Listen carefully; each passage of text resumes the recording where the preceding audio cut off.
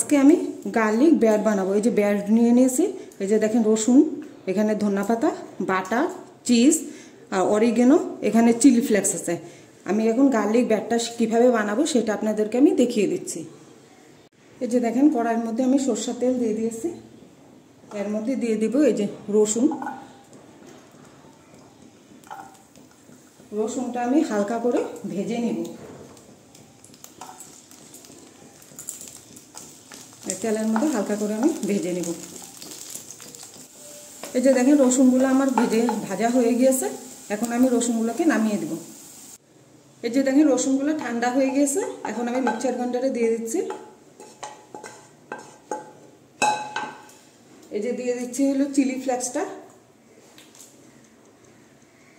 দিয়ে দিচ্ছি অরিগানো, আর এই যে দিয়ে দিচ্ছি ধনেপাতাটা, দিয়ে আমি ভালো করে একটু পেস্ট করে নিব। এই যে দেখেন পেস্টটা আমাদের কি সুন্দর হয়েছে। এই যে দেখেন পেস্টটা আমাদের কি সুন্দর হয়েছে। এই যে দেখেন, এই যে দেখেন পেস্টটা আমি নিয়ে নিয়েছি। এই যে দেখেন আমি এই যে ব্রেডের মধ্যে এইভাবে লাগিয়ে দিচ্ছি। এই যে এইভাবে লাগিয়ে দিয়েছি, দিয়ে আমি এই যে চিজটাকে একটু টুকরা করে এই যে এইভাবে দিয়ে দেব। এই যে দেখেন, এই যে এইভাবে বানিয়ে নিচ্ছি। আরেকটাও আপনাদেরকে আমি দেখিয়ে দিচ্ছি বানিয়ে। আমার এই গার্লিক ব্রেডের রেসিপিটা যদি আপনাদের ভালো লাগে তাহলে আপনারা লাইক করবেন, শেয়ার করবেন, সাবস্ক্রাইব করবেন। এই যে দেখেন এইভাবে, এই যে আমি চিজটা এইভাবে টুকরা টুকরা করে দিয়ে দিচ্ছি।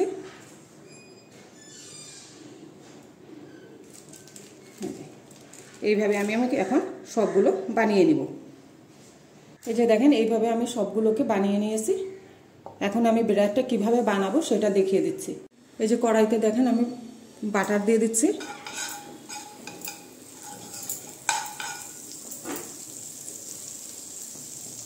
যে বাটারগুলো দেখুন গলে দিয়েছে, আমি স্টিমটা কমিয়ে দিয়েছি, দিয়ে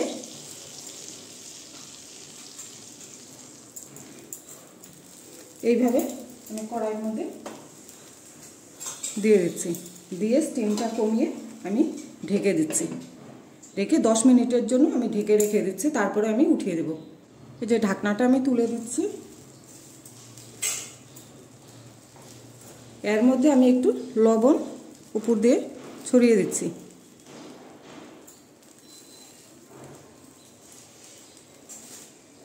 তারপরে আবার 2 মিনিটের জন্য ঢেকে দিচ্ছি।